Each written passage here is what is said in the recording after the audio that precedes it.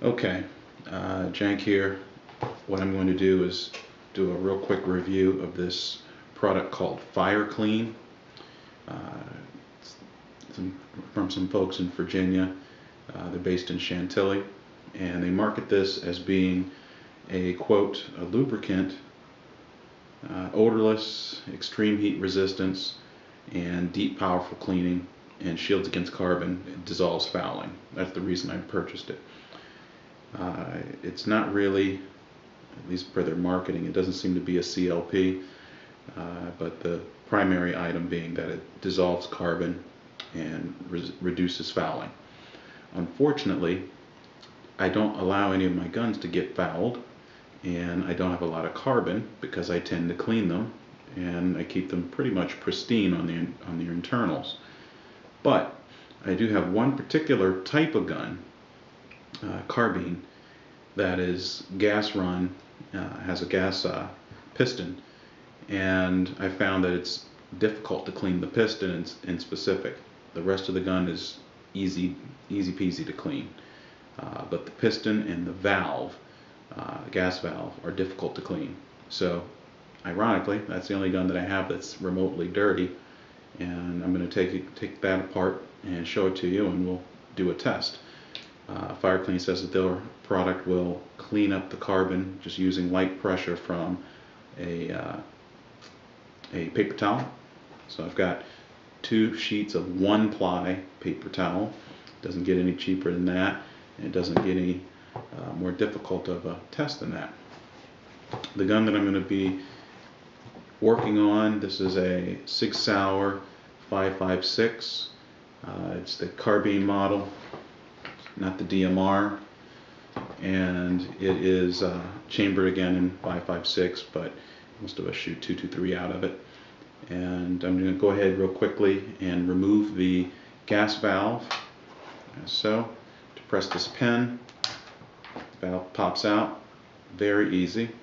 See all that carbon that's built up on at the gas ports? Extremely difficult to get off by chemical. I've not taken a brush to it. Some people will take a brass brush to it. I'm not interested in doing that. It doesn't bother me that much. I've got the vast majority of carbon off, so at this point it's cosmetic, but we'll test on that. And then we have before I continue, I should mention the gun has been following all firearm safety rules, of course. No magazine.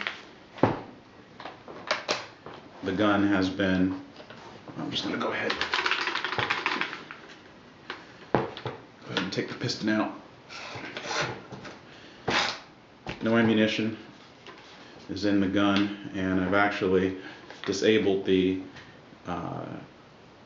bolt carrier group. On this particular gun, it has a unique feature that you can remove the charging handle, and by removal of the charging handle, it pretty much neuters the gun. It's impossible to fire it just by removing one small part. It's very easy to do and not noticeable. If you weren't aware of this particular model of gun, you wouldn't realize that it's even missing, and then you would try to put a magazine in, and then you wouldn't understand how to charge the firearm, and it's impossible to do.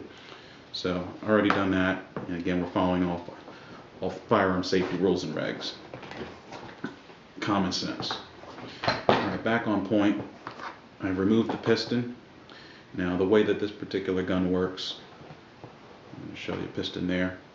That's the piston head, and when the gun fires, gas travels down the barrel, unlike a direct impingement AR-15 or M4. Travels down the barrel and stops at the piston instead of going back through a gas tube like on an AR-15 or M4, and goes through this regulator, and the gas valve has 2 openings, one small, one large, so you can manually adjust it. It fits like this. You can manually adjust it to be regular or extreme. You would use extreme if you were if the gun was really mucked up with dirt, or better yet, if it were an extremely cold environment and for some reason you had low lubricant or no lubricant on the gun. I've not had to use that. It just adds additional wear and tear on the gun, and the manufacturer says not to leave it at that setting anyway, but for emergencies only. It's just not, I haven't found it to be necessary. Alright, so back to the piston. See, it's got a vent there, and that's where the gas enters into the piston and then pushes back, and then it has a recoil spring that's captured on the piston itself. So as the gun fires, the spring compresses. This notch here connects into the bolt carrier group. How? By way of that handle, by way of the charging handle. So when you remove the charging handle, it physically disconnects the piston from the bolt carrier group. So again, it makes it impossible to charge the gun so that it can be fired. But moreover, if you had, for some crazy eyeball reason, you had a round in the chamber, and you went ahead and pulled the trigger and dropped the hammer on a loaded firearm without the charging handle in, the round would discharge, but then the gun would not function. It would not cycle. It wouldn't extract the spent shell cartridge, brass, and you just have a dead gun. It wouldn't work. So, very interesting design. It's very safe, and I really like this gun. It works very well. Alright, so we're going to try to apply this FireClean. Move this out of the way. I'm going to try to apply this FireClean. I'm going to use that as a mat. Alright. Okay. I'm going to try to angle this down. I'm going to go check the screen to make sure you're looking at this well.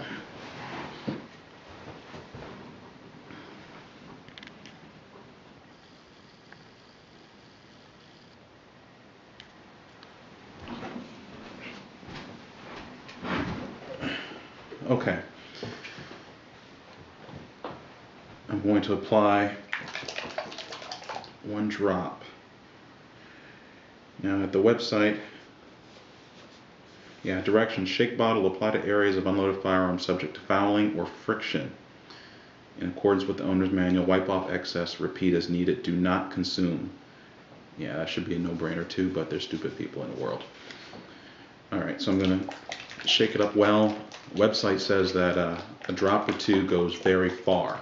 So unlike using many other more conventional firearm lubricants and cleaners, you don't need to bathe the thing in this material for it to function.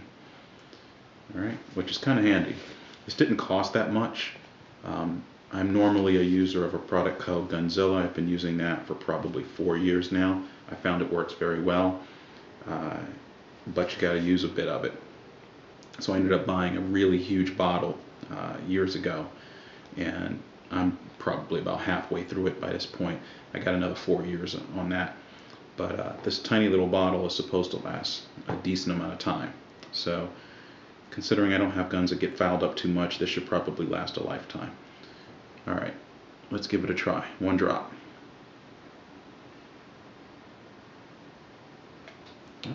Doesn't seem to be coming out, so let's check to make sure it doesn't have a...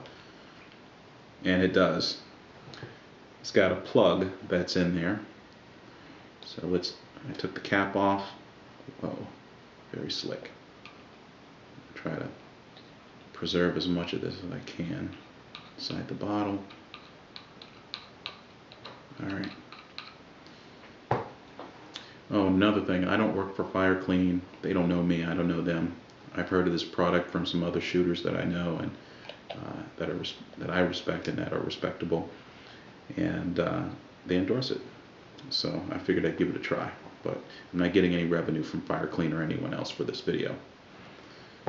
And if it sucks, it sucks. I'll just call it as that. And if it wins, it wins. I'll call it as that. Alright, try it again. One drop.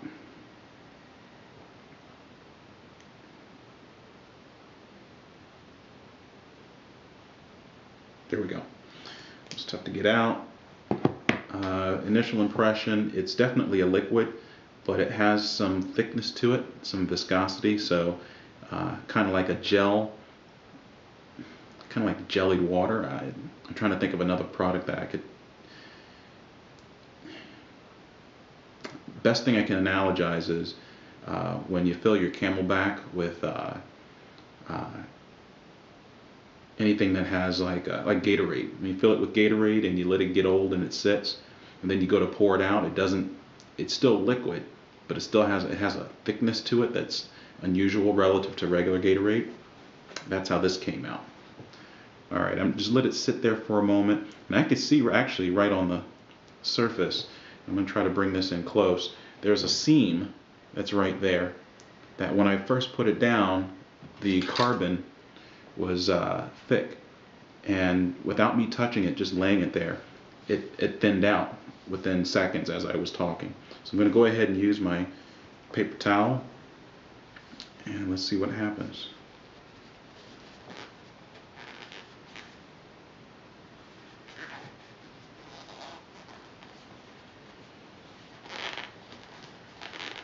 All right. That's the paper towel.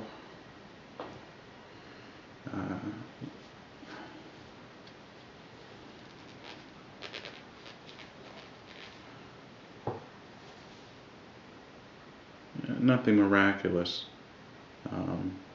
Some material came off, but nothing miraculous. I'm going to go ahead and use 2 drops. Now I'm using 2 drops because I've already wiped off the 1 drop. So 1.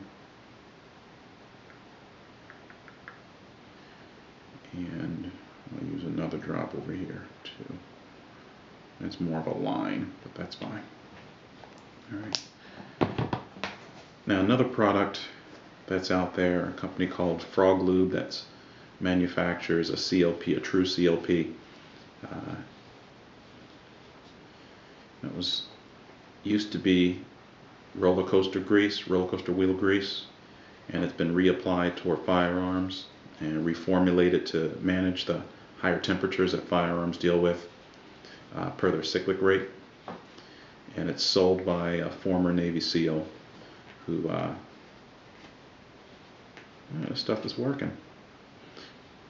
Who markets it, and it's been adopted very well, very widely. I was going to go with that, but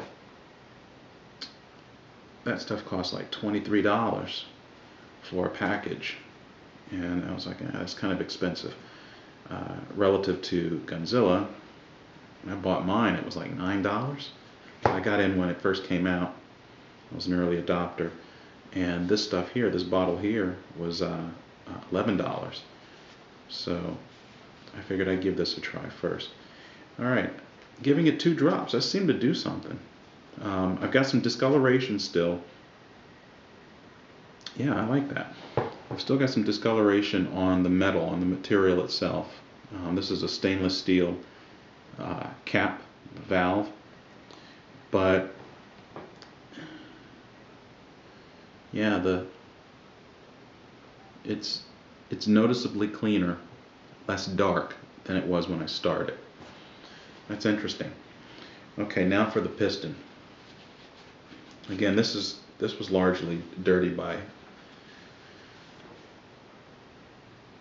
Yeah, that's very interesting. That was largely dirty by view. But this has got.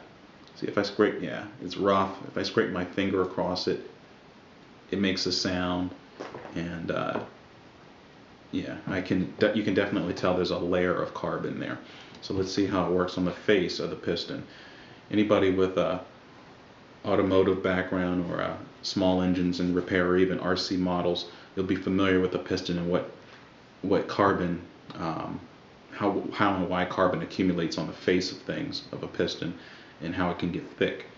And so we'll see how this works out. I'm going to put 1 drop. I'm just going to spread it.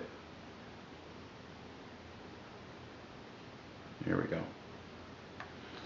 Alright, I lied, that's actually 2 drops by the way that I kept pressing. Alright, so I'm going to let it sit for a moment.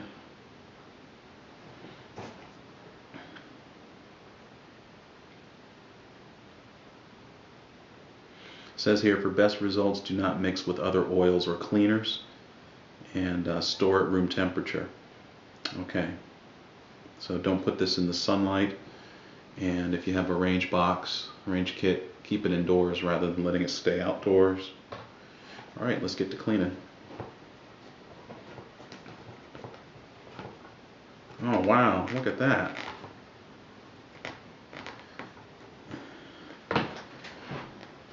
Okay, I'm not using a lot of pressure here. I'm just using my index finger and the tip of my nail.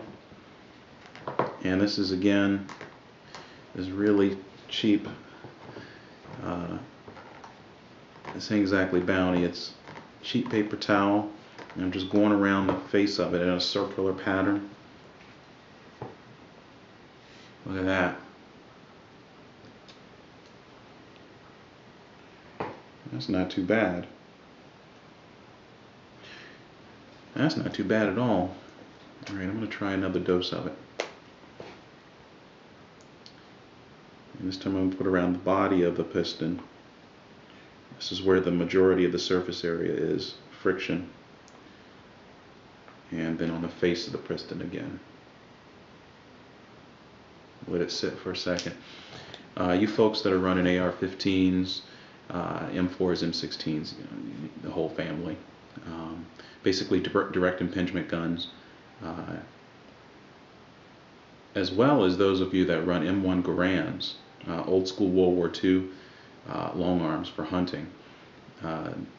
This might work for you.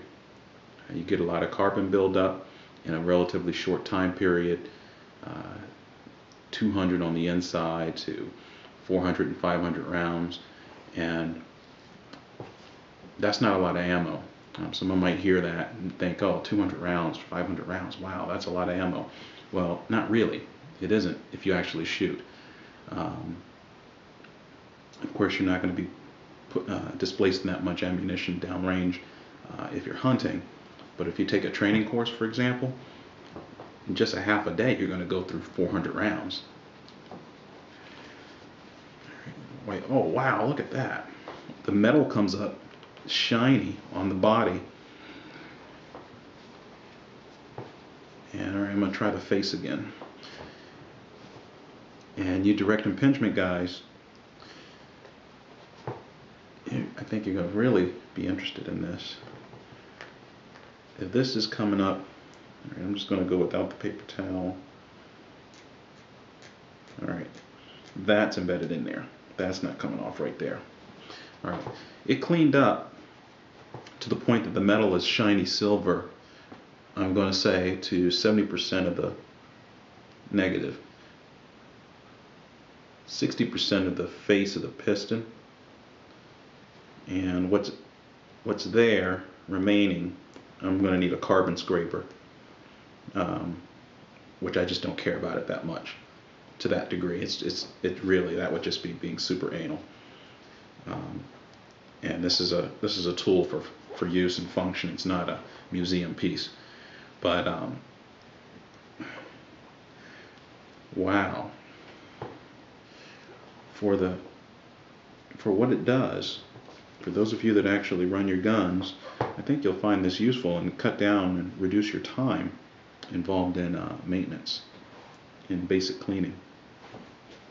That's interesting. Alright, well, that's all I got. I'm going to go ahead, since I've wiped it down to the point that the metal is dry, I'm going to go ahead and put another layer of this stuff on it. And I'm going to wipe it with my fingers. Dry metal in a firearm is no good. And then dry metal in general, touching dry metal, is way worse, especially when it's in storage for greater than a month, let's say. And it's winter time, so I'm not going to be shooting that much. Alright. Notice I'm not putting any lubricant on the inside of the piston. That just increases carbon buildup because it burns off. It just catches on fire and burns inside the piston, which is effectively a chamber if you're a small engine guy or an automotive person. So that's no good. Alright. I'm going to go ahead and reassemble.